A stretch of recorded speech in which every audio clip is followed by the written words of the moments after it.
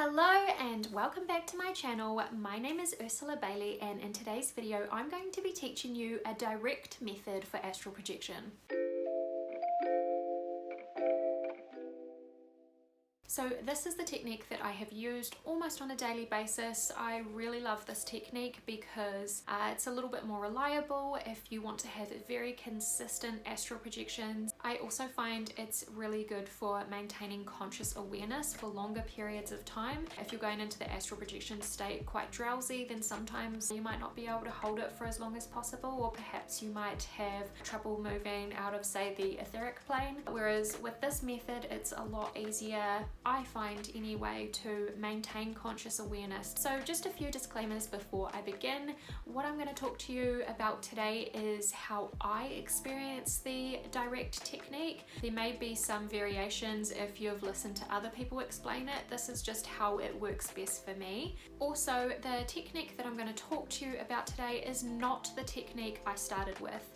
So if you are already subscribed to my channel, then you probably know that I suffered from sleep paralysis for a long time, and that was kind of my introduction into astral projection.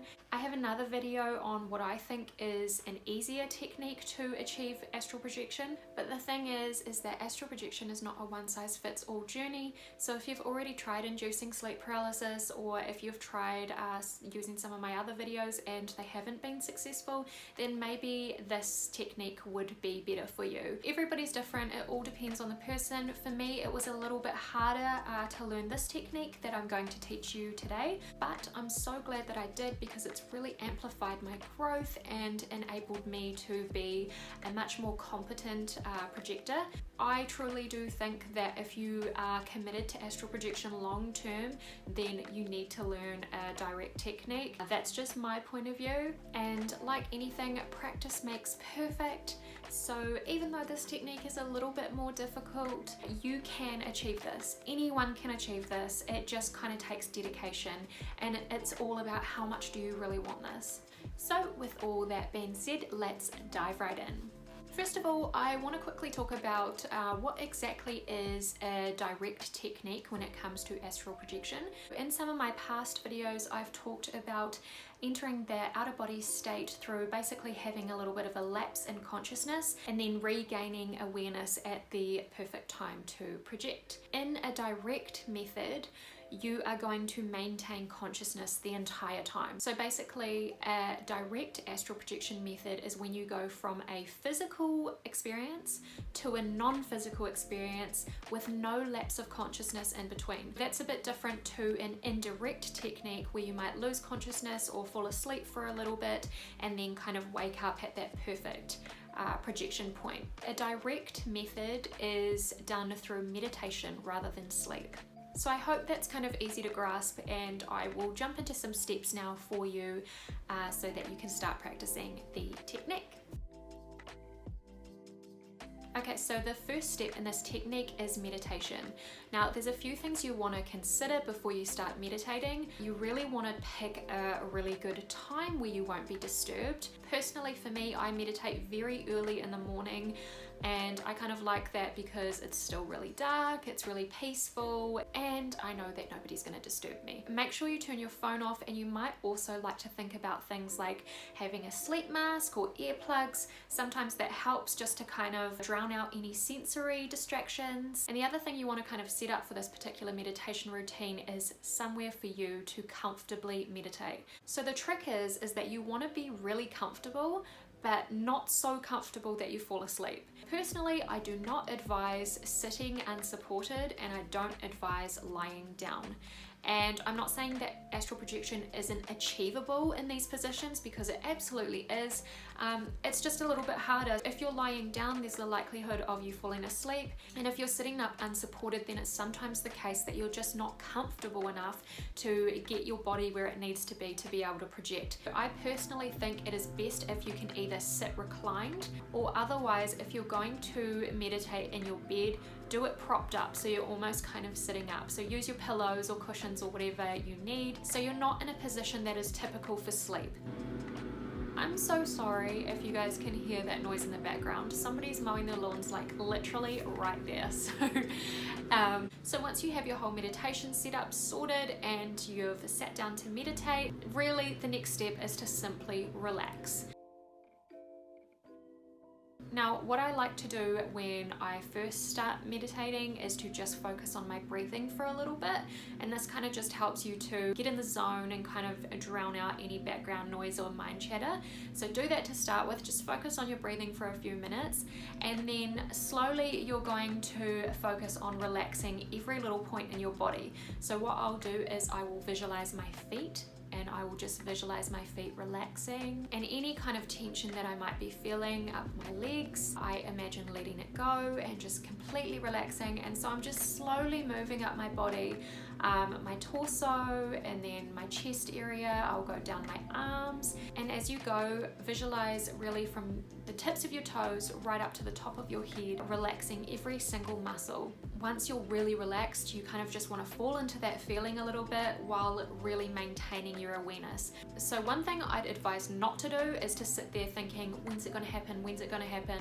You're just going to make it harder for yourself if you're feeling that sense of desperation, or if you're not feeling at ease because you can't stop thinking about the outcome. The key is to really enjoy the relaxation process. So to maintain awareness through this process, there's a few things that you can do. I like to kind of just observe the blackness behind my eyelids, and if you observe it for a while, you'll find that you suddenly start to become consumed by the blackness, and it's almost like you become part of this eternal nothingness, as opposed to kind of just staring into a blank space behind your eyelids. So the longer you do it for, the more you kind of become consumed by it. Now the other thing you can do is just kind of observe any hypnagogic imagery. So usually it starts with maybe the odd flashing light or splash of color or shape, and as you kind of continue to observe it, it'll develop even further. So you may start to see faces or little scenes playing out. The key here is to not get overly excited by hypnagogic imagery and to not let it pull your focus in too much. So just observe it and then let it go. Don't hold any judgment to it or anything like that. The next step is to observe projection signposts. So sooner or later you're going to get into that mind awake, body asleep state. One question I often get is, I've completely relaxed, I'm in that meditative trance-like state. How do I know it's time to project? So the first signpost for me is always the sensation of my breathing being very shallowed, which can be quite an uncomfortable sensation. You kind of have to just stay as relaxed as you possibly can and just move through the sensation. Once you switch over to your energy body, you'll stop feeling like your breathing is shallowed. So it really is just being uncomfortable for sometimes even just a few seconds before you kind of move out into your non-physical awareness. Sometimes I will even feel like I can hear my breathing and it's not coming from me. So it'll feel kind of like I can hear someone breathing behind me and it's me. But because my awareness is not completely centered in the physical, I'm kind of hearing it from my energy body. So the other common indicator is vibrations. The thing is with the vibrations is that sometimes they can be super intense. You can feel them throughout your whole body and you can hear them. Sometimes it sounds like a jet engine, it's so loud. And then other times there's little to no vibrations whatsoever. And also sometimes I see people talk about vibrations and they're not in the mind awake, body asleep state yet. And I think that's because leading up to mind awake, body asleep, you do occasionally get some little tingles or some little chills. I find that sometimes when people are just starting out, they find it difficult to differentiate those little tingles or chills that you might get prior to being in the mind awake, body asleep state. It's kind of difficult, especially if you're a beginner, but once you've experienced mind awake, body asleep, there's no mistaking it, and you likely won't have that issue again. One piece of advice that I can offer is that if you feel like you're having vibrations and you feel like you might be in the mind awake, body asleep state, then just get up. I mean, the worst that's going to happen is you're going to get up in your physical body, and if that's the case, then you know for next time. Okay, so some other symptoms of being in the mind awake, body asleep state could be hearing voices or noises, having some visual disturbances or quite intense hypnagogic imagery, the feeling of being touched, a general frequency change. I always feel like even when there's no vibrations as such, there's still a very distinct frequency change that you kind of notice, and it's really hard for me to describe it, but once you do it and you get into that state, you'll know what I'm talking about. So in my opinion, the easiest way to exit the physical body is to do so either by standing up or just rolling out. Now, this is going to feel very realistic. Sometimes you even think that you really did roll out in your physical body. So the best thing you can do is kind of roll out and then do a reality check. So look at your hands, count your fingers, go and have a look in a mirror, do a few tests before you decide whether you're in your physical body or your energy body, because I'm telling you now that it feels very, very similar. Everything you experience in your physical body, you will experience just the same in your energy body, if not more intense. So the feeling of surfaces or fabrics, you'll be able to hear your blankets rustling as you kind of roll out of bed. Sometimes it does just pay to do a reality check just to really get a good idea whether you're in the physical or the energy body. Some other ways that you can exit the body is you might float out, or you might somersault or teleport. And the best way to do this is to just really visualize the sensation. Visualize how it would feel to suddenly be standing at your mirror. Visualize how it would feel to be floating above your body. How would it feel to somersault out of bed right now? Another option is to kind of just relax and let it happen naturally. So sometimes I won't even bother with an exit technique. I'll just kind of relax, and then suddenly I will feel myself being pulled out of body by an external force. So definitely experiment with exit techniques to find out which one works best for you. If you are struggling to make an exit, then I recommend cycling through techniques.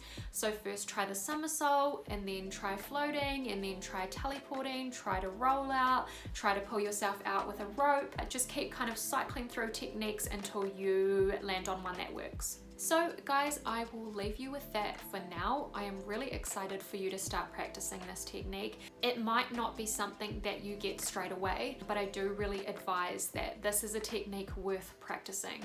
The thing is with the direct technique is that if you can master it, and believe me, you can, astral projection is not something for just super gifted people. Anybody can learn this with dedication. So if you can master this technique, then you are going to be able to have reliable and consistent projections that last longer, and you're going to have more conscious awareness, and that's really going to further your development. So if this is something you really want, and if you really want to explore the non-physical planes and have that kind of spiritual development, then the direct technique is the way to go. If you found this video helpful, please like, comment and subscribe. I would really appreciate that. One of my favorite things about astral projection is being able to help other people achieve the state as well, because astral projection can promote healing and spiritual development and things that so many people in this world are really looking for. If we can help more people wake up to this and start using astral projection in positive ways to benefit their life, then that's just such a win. Also, I just have so much content that I want to share with you guys to really help you on your astral projection and spiritual development journey. So definitely subscribe, because I really don't want you to miss out on that. With that, I just want to say thank you so much for watching. I appreciate you so much, and I will talk to you again soon. Bye!